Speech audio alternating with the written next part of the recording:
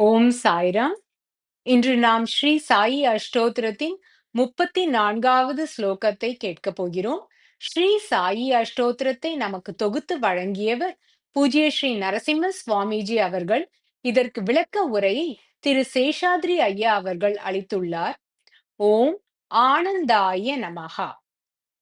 இங்கு ஆனந்தம் என்று குறிப்பிடப்படுவது நம் வாழ்க்கையில் அவ்வப்பொழுது வந்து போகும் மகிழ்ச்சியையோ அல்லது சந்தோஷத்தையோ அல்ல. இது நித்திய ஆனந்தத்தை குறிக்கிறது. ஸ்ரீ சாயி பாபா தன்னை அறிந்தவர், அதாவது ஆத்மானுபவம் பெற்றவர். அவர் எப்பொழுதுமே சச்சிதானந்தத்தில் திளைத்திருப்பவர். அந்த ஆனந்தத்தில் எப்பொழுதுமே லயமாகி இருப்பவர். அவ்வாறு லயமாகி இருப்பதால் அவர் ஆனந்த ஸ்வரூபியாக மாறிவிடுகிறார். இந்த ஆனந்தம் குறையவும் குறையாது, மறையவும் செய்யாது.